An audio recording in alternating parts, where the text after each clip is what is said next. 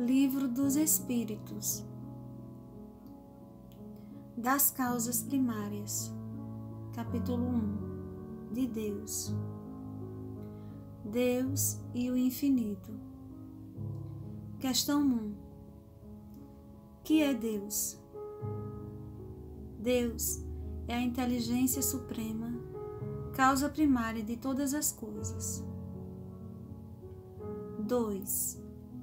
Que se deve entender por infinito? O que não tem começo nem fim, o desconhecido. Tudo que é desconhecido é infinito. 3. Poder-se-ia dizer que Deus é o infinito? Definição incompleta, pobreza da linguagem humana e insuficiente para definir o que está acima da linguagem dos homens. Nota de Kardec. Deus é infinito em suas perfeições, mas o infinito é uma abstração. Dizer que Deus é o infinito é tomar o atributo de uma coisa pela coisa mesma. É definir uma coisa que não está conhecida por uma outra, que não o está mais do que a primeira. Provas da existência de Deus. Questão número 4. Onde se pode encontrar a prova da existência de Deus? Num axioma que aplicais às vossas ciências. Não há efeito sem causa. Procurai a causa de tudo, o que não é obra do homem, e a vossa razão responderá. Nota de Kardec. Para crer-se em Deus, basta se lance o olhar sobre as obras da criação. O universo existe, logo tem uma causa. Duvidar da existência de Deus é negar que todo efeito tem uma causa, e avançar que o nada pode fazer alguma coisa. Questão número 5.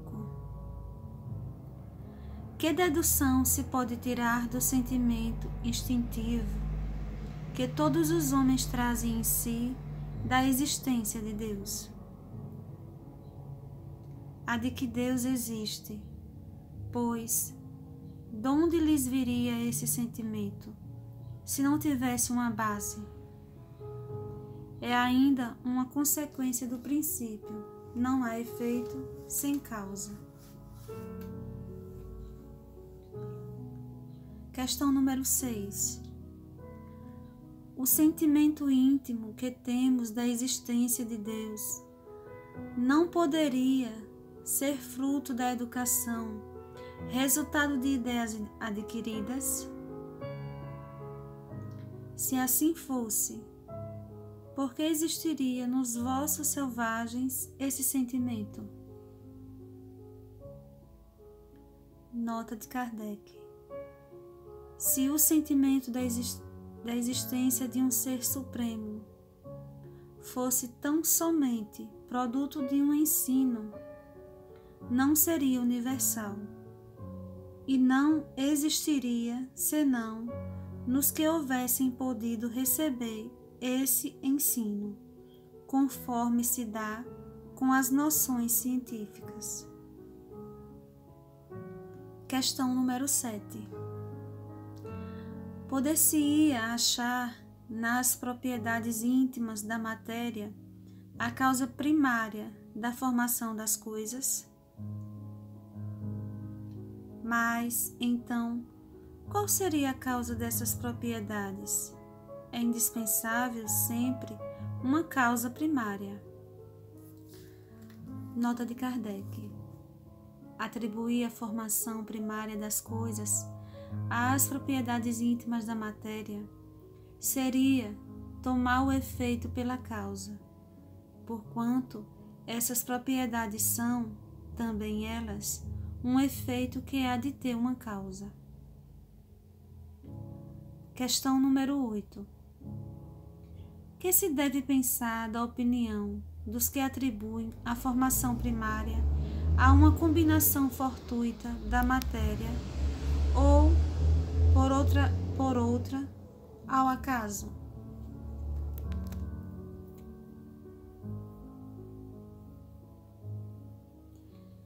Outro absurdo. Que homem de bom senso pode considerar o acaso um ser inteligente? E, demais, que é o acaso? Nada. Nota de Kardec. A harmonia existente no mecanismo do universo patenteia combinações e desígnios determinados e, por isso mesmo, revela um poder inteligente. Atribuir a formação primária ao acaso é insensatez, pois que o acaso é cego e não pode produzir os efeitos que a inteligência produz. Um acaso inteligente já não seria acaso. Questão número 9. Em que é que, na causa primária, se revela uma inteligência suprema e superior a todas as inteligências? Tendes um provérbio que diz: pela obra se reconhece o autor. Pois bem, vede a obra e procurai o autor. O orgulho é que gera a incredulidade. O homem orgulhoso nada admite acima de si. Por isso é que ele se denomina a si mesmo de espírito forte. Pobre ser, que um sopro de Deus pode abater. Nota de Kardec.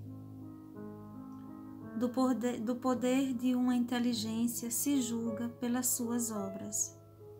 Não podendo nenhum ser humano criar o que a natureza produz, a causa primária é, consequentemente, uma inteligência superior à humanidade. Quaisquer que sejam os prodígios que a inteligência humana tenha operado, ela própria tem uma causa e, quanto maior for o que opere, tanto maior há de ser a causa primária. Aquela inteligência superior é que é a causa primária de todas as coisas, seja qual for o nome que lhe deem. Atributos da divindade. Questão número 10. Pode o homem compreender a natureza íntima de Deus? Não. Falta-lhe para isso o sentido. Questão número 11. Será dado um dia ao homem compreender o mistério da divindade? Quando não mais tiver o espírito obscurecido pela matéria. Quando, pela sua perfeição, se houver aproximado de Deus, ele o verá e compreenderá. Nota de Kardec.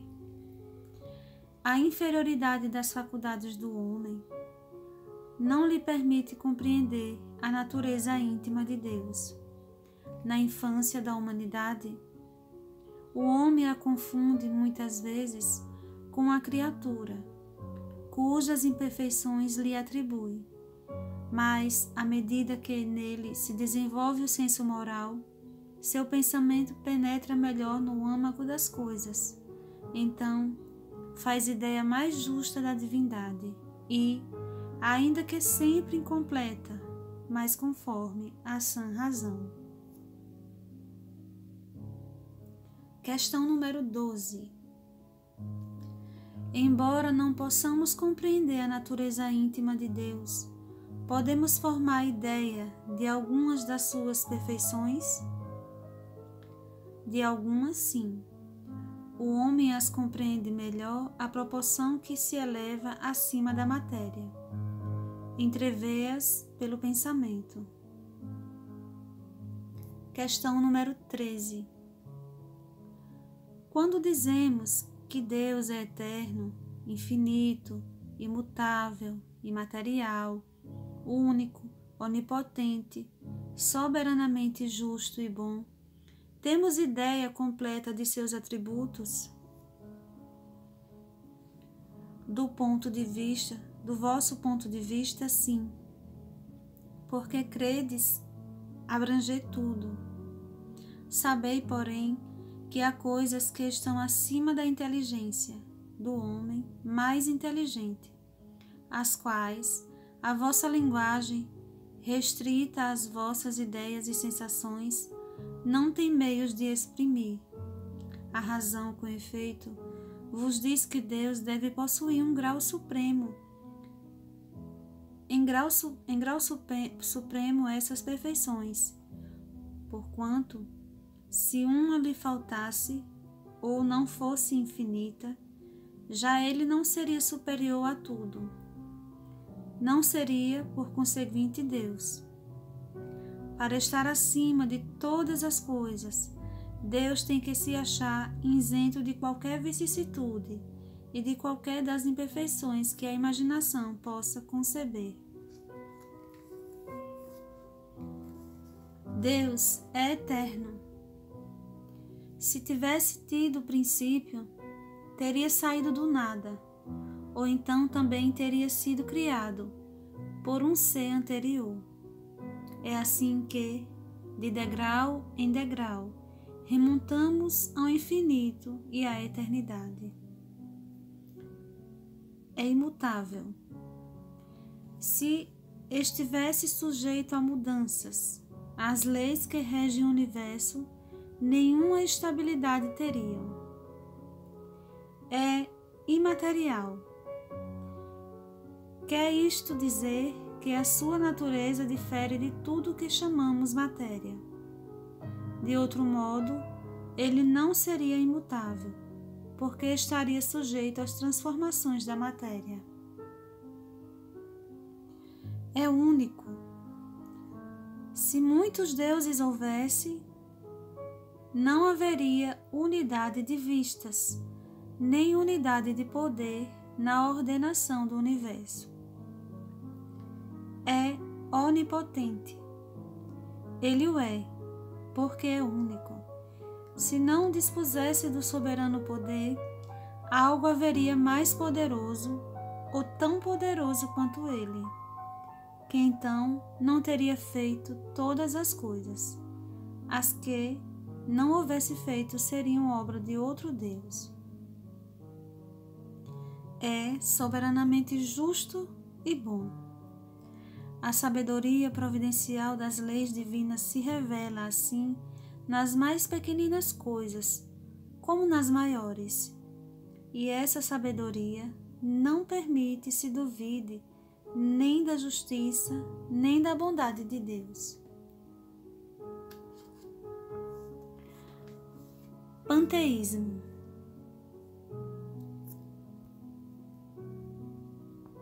Questão número 14. Deus é um ser distinto ou será, como opinam alguns, a resultante de todas as forças e de todas as inteligências do universo reunidas? Se fosse assim, Deus não existiria, porquanto seria efeito e não causa. Ele não pode ser ao mesmo tempo uma e outra coisa. Deus existe, disso não podeis duvidar, e é o essencial. Crede-me, não vades mais além. Crede-me, não vades além. Não vos percais num labirinto donde não lograríeis sair. Isso não vos tornaria melhores, antes um pouco mais orgulhosos, pois que acreditaríeis saber, quando na realidade nada saberíeis. Deixai, consequentemente, de lado todos esses sistemas. Tendes bastantes coisas que vos tocam mais de perto, a começar por vós mesmos, Estudai as vossas próprias imperfeições, a fim de vos libertardes delas, o que será mais útil do que pretenderdes penetrar no que é impenetrável.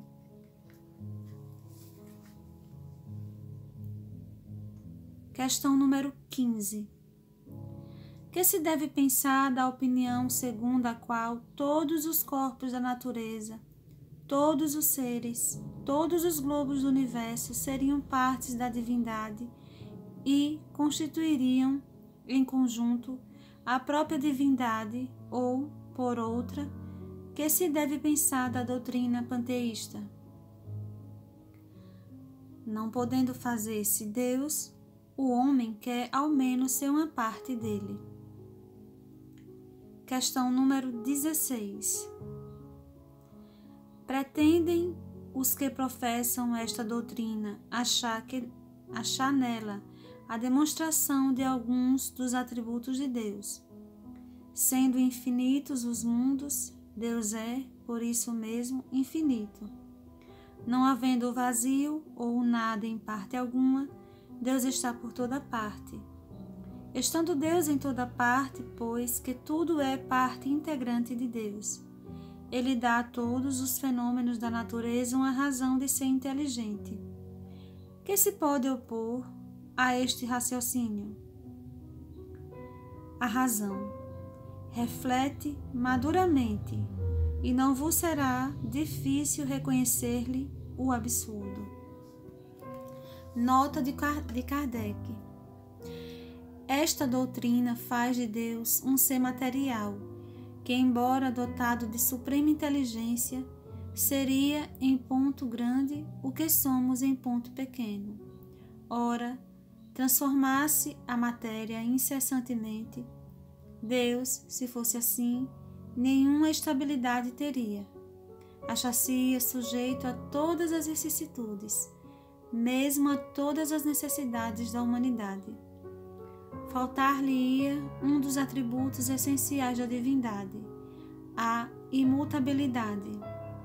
Não se pode aliar às propriedades da matéria a ideia de Deus, sem que ele fique rebaixado ante a nossa compreensão, e não haverá sutileza de sofismas que cheguem a resolver o problema da sua natureza íntima. Não sabemos tudo o que ele é, mas sabemos o que ele não pode deixar de ser. E o sistema de que tratamos está em contradição com as suas mais essenciais propriedades. Ele confunde o Criador com a criatura, exatamente como faria quem pretendesse que engenhosa máquina fosse parte integrante do mecânico que a imaginou. A inteligência de Deus se revela em suas obras como a de um pintor no seu quadro, mas as obras de Deus não são o próprio Deus, como o quadro não é o pintor que o concebeu e executou. Fim do capítulo 1.